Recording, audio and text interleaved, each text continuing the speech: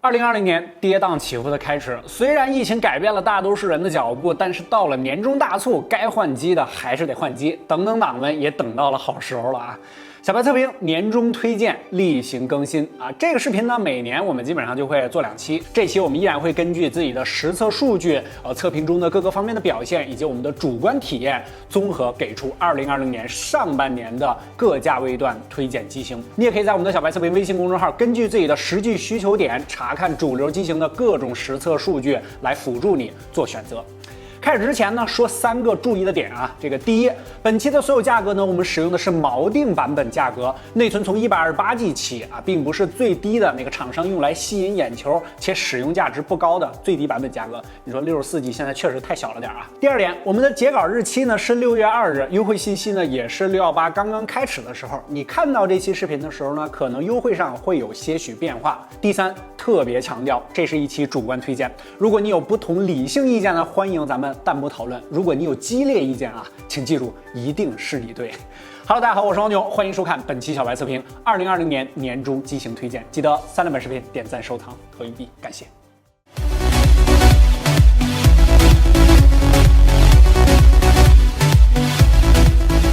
第一个价位段，咱们就画在2000元以内啊。这个作为涨价元年，到目前为止，今年几乎没有发布过什么1000元机。虽然部分手机已经跌入了1000元，但是年代久远，作为买新不买旧的电子产品，我们断然不会推荐。锚定版本价格2000元以内的手机还是不少的，比如 realme X2、vivo Z6、红米 K30 5G 以及 K30 的极速版啊。综合下来，我们推荐的是 K30 极速版6+128G 1799 120赫兹的高刷配合30瓦快充，还有索尼6400万，配置更高，价格更低，在这个价位段又要什么自行车呢？OK， 第二个价位段来到2500元以内啊！如果你想要自行车的话，还需要加几百块钱，2000到2500元档位选择一下就多了。我们首推的是 iQOO Z1 天玑1000 Plus 处理器，比肩麒麟990骁龙865，配合144赫兹高刷和44瓦的闪充，入门级的价格买到旗舰级的硬件。这次 MTK Yes， 当然除了性能的外观做工肯定是有所妥协的。这个全塑料机身扫码级别的后摄，硕大的前置挖孔，整机质感确实有些拉胯啊。不过带套解决了一切。当然，为了发挥旗舰机的性能，我们推荐的是8+128G 的版本，目前最低售价2298元。但是如果你喜欢拍照啊，性能并不是太重要，那么荣耀 X10应该是不二之选。旗舰机下方的 RYB 索尼 MX600万硬实力就放在那儿，这个价位段的拍照之王，老铁没毛病。升降前摄真90赫兹全面屏，除了塑料中框和有些糙的细节品控，也没什么太明显的缺点了。6+128G 2199元，8G 的版本要加200块钱，我们不推荐64G 的版本。想深入了解这2台手机的小伙伴，可以到我们的频道查看2000元档位机型的横屏视频啊。问题来了，这个价位的水桶机是谁呢？有俩。第一个 realme X50 5G 120赫兹高刷屏，30瓦快充，6400万四摄。虽然前置的大摇玩稍显难看，但是105度前置广角拍摄更显脸小，配合 realme 专版的 ColorOS 体验也不错。如果不玩游戏，在120赫兹下3小时轻度续航测试，这个成绩还是说得过去的。综合来说，表现平衡。当然，如果你对 MIUI 12情有独钟，水桶还有另外一支 Realme 10X Pro， 这个之前的2000元横屏中我们也聊过这台机。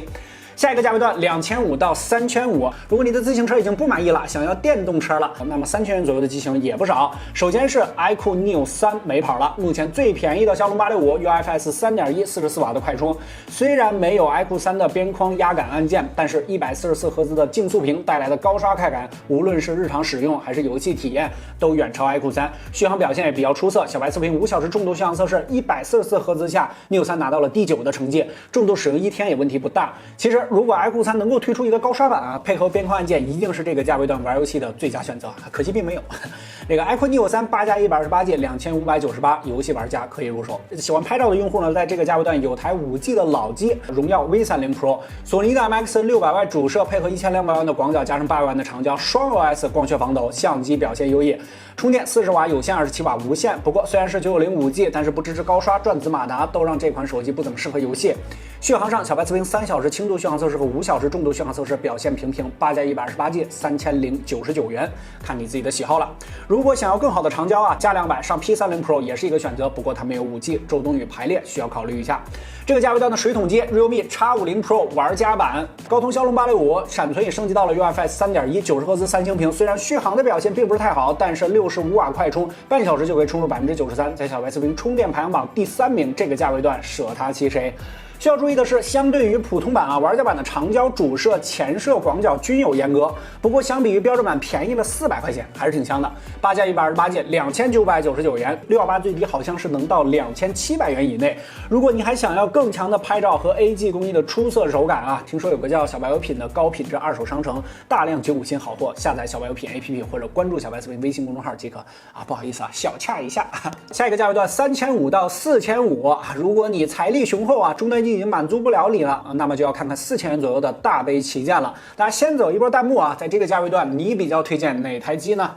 游戏玩家这边，我们首推的是黑鲨3 12+128G 3599元的价格，配合骁龙865 90赫兹高刷屏，独家的硬件 DC 调光、运动补偿技术，屏幕压感和磁吸充电口。黑鲨3处处都是游戏的味道，但是续航方面稍显不足，4720毫安时的大电池啊，小白测评5小时重度续航测试排名到了第19，但是拥有65瓦快充，在小白测评充电排行榜中第4。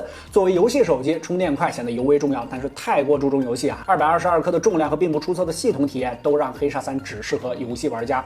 小白测评新20款应用2轮打开测试上，123秒的成绩在骁龙865中表现也靠后一些。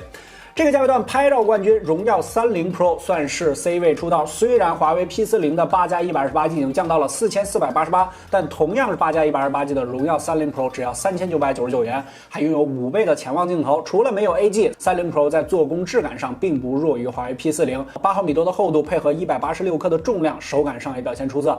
但是在其他方面啊，没有高刷，不支持无线充电，中等与排列的屏幕有大果粒感，都让荣耀30 Pro 偏科明显，适合喜欢拍照对其他方面要求并不是太高的用户。这个价位段的水桶机型自然是小米10了，除了没有长焦之外，你很难说出小米10还欠缺什么。30瓦有线、30瓦无线、4780毫安时的大电池，3小时轻度续航测试方面表现一般啊，但是5小时重度续航测试方面排名第10，还是挺不错的。就是啥都有，不偏科啊，但都不是这个价位段最强的存在但是MIUI 12的加持还是加分不少的。如果你在这个价位段来回纠结不知道买什么，小米10是非常值得考虑的。这个价位段唯一的真双扬器，立体声表现也是这个价位最强了。并不是每个用户都追求最强的平衡和性价比啊，对于偏科旗舰我们也有推荐。充电旗舰 Ace 2作为首个突破105瓦充电的手机，当然我们说的是有线加无线啊，充电稳居小白测评数据库第1名，28分钟即可充满，也是第一位完全充满打入30分钟以内的手机。作为4000毫安时的骁龙865 3小时轻度续航测试77%，其实表现不错。8.6毫米配合185克的重量，手感也很出色啊，只要你能接受塑料边框以及没有长焦镜头，8+128G 3599还是不错的。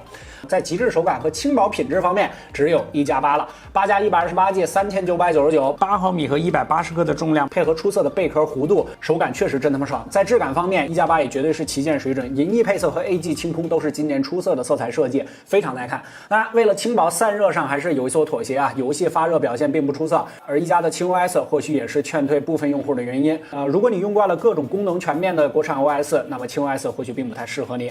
哦，对了，如果你喜欢 iOS，iPhone SE 2作为最便宜的苹果手机也值得考虑，超越这个价位段的质感和 A13的加成以及 Touch ID 的回归。当然也必须要说它是超小屏手机，而且续航确实非常堪忧。如果你选择一个 iPhone 的备用机，或者是想体验一下 iOS， 这台机器还可以。4500到5500价位段啊，到了这儿呢，可选择性就太多了。同样走一波弹幕，看看大家的意见。游戏玩家直接黑鲨3变3 Pro， 2颗升降肩键的存在，极大提升了游戏体验。2K 加的分辨率，5000毫安时的大电池。不过 2K 加入对续航有着不小的影响，甚至要弱于黑鲨3的表现。253克的裸机重量配合83毫米的机身宽度，日常携带多少有些麻烦。当然，一切为了游戏，这些都不是问题。12+256G 4999元，游戏党最佳选择。拍照旗舰这个价位段，小弟变大哥，荣耀30 Pro Plus DXO D2的成绩和 MX700的 CMOS 坐镇，拍照效果确实出类拔萃。相比于30 Pro Plus 增加了27瓦无线充90赫兹高刷。如果喜欢拍照，对性价比要求不高，8+256G 4999的价格值得考虑。但是特别要提醒一下 ，Pro Plus 的屏幕是 Delta 排列，最差的屏幕排列，你需要注意。水桶旗舰也很统一，小米10的大哥小米10 Pro， 对称式双扬器，更强的50瓦快充，长焦镜头的加入补齐了小米10的不足。DXO D4的成绩和1亿的大底传感器，拍摄体验也非常好。这个价位段的第一水桶机非它莫属了，8+256G， 目前最低到了4799元，卡位精准。再加几百块钱就来到了1+8 Pro 8+128G 5399，稍贵一点啊，但是同时支持 2K 加上120赫兹，这个价位段仅此一家，屏幕素质绝对是顶级的存在，拍照进步也非常明显。详细的测评大家可以看一下我们的1+8 Pro 深测。综合来说，只要你用得来轻 OS 1+8 Pro 在这个价位段性价比也很高。到了这儿我们还是老式性价比，那么这个价位段性价比最高的是谁呢？魅族17 Pro 4699元你就可以买到12加上256G 的骁龙865 UFS 3.1陶瓷贝壳，不错的双扬声器，安卓阵营最强线性马达。硬件上魅族也极具诚意，遗憾的是没有光学防抖的加入，拍照方面落后于同价位旗舰，30瓦的有线充电在这个价位段也落后不少。8+128G 只要4299，加400就来到了12加上256G，它不香吗？上面的机型全带5G，如果你非常不在意5G 啊，或者自己的地区呢比较偏远，如果还喜欢 iPhone 的话，这个价位段选择的就是 iPhone 11了。下一个价位5500元以上，到这儿啊，估计你已经实现财务自由了，无惧价格高低了，你可以考虑投资一下我们小白测评，上百台手机想用哪台就用哪台。OK， 不开玩笑了啊，到了这儿完全可以根据自己的喜好了，没有什么太多推荐的必要了。拍照方面 ，P40 Pro 和 P40 Pro Plus 最强阵容，除了拍照时软件的体验上稍微差了点，其他方面都是顶级的存在，10倍光学变焦，无人能出其右。至于苹果这边呢，其实我们非常纠结啊，前面推荐的也比较少，原因上就是 5G 机型目前最强的肯定还是 iPhone 11 Pro Max 啊，不过还有3个月 iPhone 12系列就发布了，以 iPhone 这种比较长的生命周期来看，我们还是强烈建议等一等 5G 的12系列。如果你需要过渡机型的话 ，iPhone 11或者新的 SE 都是可以选择的啊。如果你不在乎5G，那就随便了啊。还有就是今年的三星系列旗舰了，无论是做工还是体验方面，其实表现都非常不错。之前我们都发过体验视频，但是最近发生的润月和壁纸的系统 bug 导致资料丢失的问题啊，确实比较败好感啊。机型上呢，我们主推的是 S20 Plus， 各个方面呢表现均衡，顶级素质啊，尤其是今年的 2.75D 的屏幕，不影响观感，又不影响手感，简直不要太赞，号召整个机圈都跟进一下。港版的话，价格更加优惠。估计你看到这期视频的时候呢，年终优惠已经进行了几天了。你现在换机了吗？或者说你换了哪台？可以弹幕走一波啊！在视频制作的时候，我们专门花了1天的时间，2个人对比了各种平台的优惠价格信息，进行各种数据汇总，专门制作了一个分段价格表。你要买什么机，看一下价格表，基本上一目了然了。是你投币的时候了啊！当然可能会因为时间呢，价格会有一些小的浮动，这个就作为一个参考。便宜了更好，贵了呢就可以再等等。按照经验啊，618的高潮呢应该会在10号以后，而且还有一些618的专属机型还没有发布啊，不差这几天了。大家可以在我们的微信公众号后台回复2020年终推荐这几个字，查看完整的数据表格。你也可以在我们的小白测评微信公众号数据库查看绝大多数主流机型的实测数据，一定是你选机的好助手。当然，这一切的一切呢，都需要你在买手机之前呢，先明确自己的第一需求点，选择合适自己的手机，用着才舒服。还有就是，咱们也不要随便评判别人的选择标准，人家买人家喜欢的，又没花你的钱。OK， 更多内容和精彩，大家记得关注我们的 B 站、新浪微博、微信公众号，都搜索“小白测评”就可以了。